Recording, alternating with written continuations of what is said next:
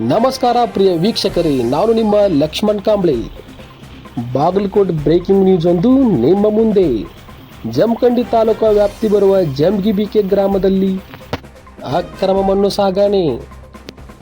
ಹೌದು ಪ್ರಿಯ ವೀಕ್ಷಕರೇ, ಮಣ್ಣು ಮಾಫಿಯಾ ಚಟುವಟಿಕೆಗಳು ನಿರಂತರವಾಗಿ ನಡೆಯುತ್ತಿರುವ ಆರೋಪ ಕೇಳಿಬರುತ್ತಿದೆ.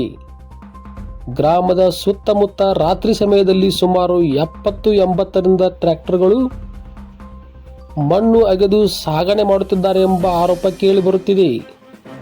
ರಾತ್ರಿ ಇಡೀ ಭಾರೀ ವಾಹನಗಳ ಸಂಚಾರ ಹಾಗೂ ಯಂತ್ರಗಳ ಗದ್ದಲದಿಂದ ಗ್ರಾಮಸ್ಥರಿಗೆ ನೆಮ್ಮದಿಯಾಗಿ ನಿದ್ದೆ ಮಾಡಲು ಸಾಧ್ಯವಾಗುತ್ತಿಲ್ಲ ಎನ್ನುವ ಆಕ್ರೋಶವು ಕೂಡ ಹೊರಹಾಕಿದ್ದಾರೆ. ಇಷ್ಟೊಂದು ಪ್ರಮಾಣದಲ್ಲಿ ಅಕ್ರಮ ಮಣ್ಣು ದಂಧೆ ನಡೆಯುತ್ತಿದ್ದರೂ ಕೂಡ ಸಂಬಂಧಪಟ್ಟ ಅಧಿಕಾರಿಗಳು ಕಂಡು ಕಾಣದಂತೆ ಕಣ್ಮುಚ್ಚಿ ಕುಳಿತಿದ್ದಾರೇಕೆ ಎಂಬ ಆರೋಪವೂ ಕೂಡ ಕೇಳಿಬರುತ್ತಿದೆ. ಈ ಕುರಿತು ಗಣಿ ಮತ್ತು ಭೂವಿಜ್ಞಾನ ಇಲಾಖೆ ತಕ್ಷಣವೇ ಸ್ಥಳಕ್ಕೆ ಭೇಟಿ ನೀಡಿ ಅಕ್ರಮ ಮಣ್ಣು ಸಾಗಣೆಯಲ್ಲಿ ತೊಡಗಿರುವವರ ವಿರುದ್ಧ ಕಠಿಣ ಕ್ರಮ ಕೈಗೊಳ್ಳಬೇಕೆಂದು ಗ್ರಾಮಸ್ಥರು ಒತ್ತಾಯಿಸಿದ್ದಾರೆ.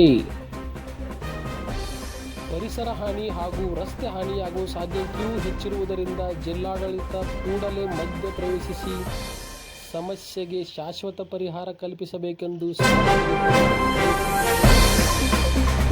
ನಿರಂತರ ಸುದ್ದಿಗಾಗಿ ನೋಡ್ತಾ ಇರಿ ವಿಶ್ವಬಂಧು ಟಿವಿ ಜಮಖಂಡಿ.